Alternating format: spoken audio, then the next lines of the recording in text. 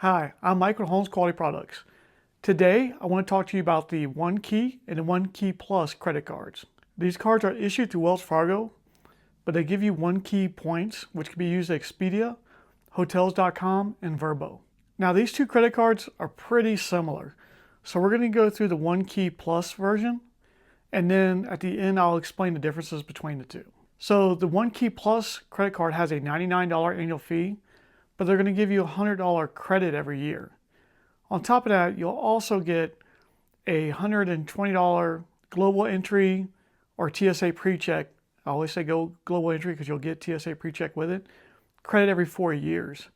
So you're already getting more value than the credit card annual fee. And if you travel at least once a year, you're pretty easy to use $100 when you travel somewhere through Expedia because they have hotels and cars and everything else like that. And then Hotels.com has pretty good prices on hotels. So if you're not loyal to a certain group, I do use Expedia and Hotels.com sometimes according to where I'm traveling, if I'm solo or not or whatever, because they usually have pretty good deals. And status doesn't mean as much in the US as it does in other countries. And I've had titanium status with Marriott for a while, and that got me nothing within the US, maybe an extra bottle of water. So I don't care as much about the status. Now, when you travel outside the US, status tends to help you more. But anyway, maybe you're going to a place that the hotel chain you're with doesn't have a hotel, so another good reason to use Expedia. So like I find it easy to use a $100 credit. So if you're planning to use your credit cards and save up all year to travel, save your points, cashbacks, whatever it might be, this is a pretty good single credit card. So if you just want to use one throughout the year and get a pretty good percentage back, this is a pretty good card. You just have to remember that you can use these points only in these select areas. So on the One Key Plus version, the multipliers are 3 times on dining, 3 times on groceries, 3 times on fuel. So that hits the top 3 I usually concerned about. But then you also get 2 times on everything else. So it's kind of like a catch-all card and still kind of hits those main categories. Now, as far as multipliers, the only difference between this version and the free version is that they both get the 3 in the grocery and dining and fuel, but the plus version gives you 2% at the bottom for everything, and then the other one gives you 1.5%. So if you don't want to deal with the annual fee or you're worried you may not use this credit card later, go with the no annual fee version, and you're still getting a pretty good card that you could use for almost everything anyway. You're going to get up to 9% off at Expedia, and then the One Key Plus version will give you gold status. And then I already talked about the credits, the $100 Expedia credit, or you can use it for Hotels.com, Vrbo. But the $100 credit and then the $120 global entry TSA pre-check credit. But these cards, both of these cards actually have primary car rental insurance, which is really cool because one has no annual fee and you still get primary car rental insurance. The only other card that I know it's like that is the Bilt MasterCard, which could be a great pair to pair with this card so you can get points to transfer partners to. But both these cards, the annual fee and the free version, give you primary car rental insurance and they give you cell phone protection. So with the cell phone protection, it's actually usually a lot of times you'll see cell phone protection, it'll be $600, maybe $800, and that's usually it. And to get that, you have to pay the bill with that card. And if you pay your cell phone bill, you get this automatic insurance. Well, with these two cards, you actually get $1,000 cell phone insurance, which to me, with the price of phones, makes a lot more sense than $600.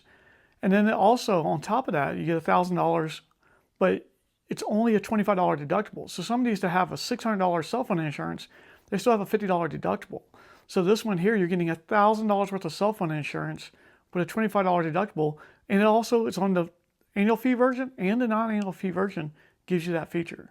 They have trip and travel protections, no foreign transactions, which I expect that on a travel credit card. So the annual fee version has a current bonus right now of $400 if you spend $3,000 in 3 months. When I got this card, it had a $600 bonus for spending $3,000 in 3 months. So it's one of the reasons I chose the annual fee version over the non-annual fee, because a lot of times I prefer no annual fee, because if I change up my combination of cards, I can just put it away. But it's a $400, $3,000 spent in 3 months. But the non-annual fee version also has a bonus. And the bonus on that one is $300 with $1,000 in spend. So the no annual fee version is really easy to get the bonus. So it's an easy $300.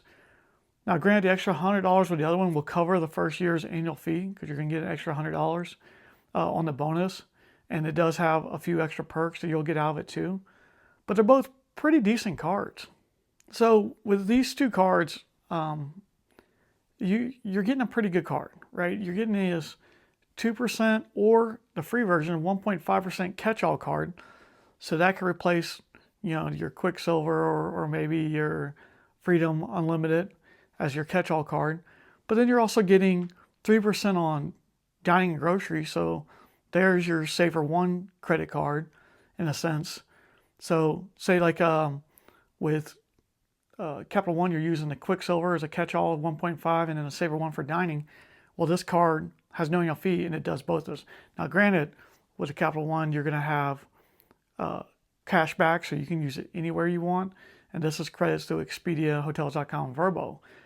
But I think if you're going to travel, this gives you a way to use a single card to save up throughout the year to take your family on a trip to go somewhere. And then if you know you're going to travel once a year and you don't want a bunch of credit cards, the annual fee version, it's pretty easy to cover that annual fee. So you're actually making $1 just off the annual fee because it's $99 annual fee and it's a $100 credit. But you're also going to get that TSA pre-check global entry credit too on this card. So, and you're going to get an extra 0.5% on your catch-all, like your Walmart, something like that. 1.5% you're getting too. So I think they're both pretty decent. I would recommend them to somebody that maybe doesn't want a lot of credit cards, or maybe like somebody wants to keep with no annual fees. Maybe they can have two cards set with using like the Bilt MasterCard as their dining card because it has 3 points on dining, and then use this one as like your gas and grocery card, and then as a catch-all. So you can use your Bilt card for your reoccurring transactions and dining if you move all your reoccurring to the first, and that'll give you points for Hyatt or Alaska Airlines. So maybe you can mix a little bit of Expedia with the points that you're getting from the Bilt card and have yourself a really nice vacation at the end of every year too. They don't really cost you anything. With the Expedia, you're going to get a lot more versatility because of you can book flights, hotels, car rentals. You can do a lot with the points, and you're usually getting pretty decent prices. I know a lot of people that recommend Hotels.com for getting a hotel because of how low the prices tend to be. But I think it would be good if you can mix two cards. If you only want one card, go ahead. You could use this for that case. But if you mix it with the Bilt card, maybe you can use the Bilt card, like I said, for your flight. You can use it for Alaska Airline points or something. And I'll make a video on that soon, probably, just to show you guys how good of a deal you can get sometimes by just using those points. I've shown it before in some of the other videos. I know with the American Airlines credit card, I've shown it in that video. But you can get $300 flights for like $90 worth of points. So points are pretty valuable. So if you kind of mix these two together, you can use the points for your flight. And like I said, you can use them for Hyatt too, because Hyatt points are pretty valuable. But then you have those Expedia credits to cover for a rental car when you get to where you're going, or maybe just for any random hotel. So you can mix and match. But I think they're good cards if you want to save up throughout the year to travel. Now, if you use a cashback setup and you're using the Quicksilver instead of Saver One, and I'm using those cards because of the percentages that they give you, then it's cash back and you can use it any way you want to. So there's even more versatility in that. But then that's two cards to be one of these. So I could definitely see a lot of pros and cons to it, but I could recommend it to people that want to travel once a year and want a simple, possibly one card setup, or maybe one or two card setup. Anyway, I'll let you guys know more, once I use the card some more too. But so far, it seems like it's a pretty decent card. If you guys liked the video, give me a thumbs up. If you have any questions or anything about this card, leave it in the comments down below. Any thoughts, opinions, or better setups and ideas or whatever, leave it down below. If you haven't subscribed, please subscribe. And I will see you guys in the next one.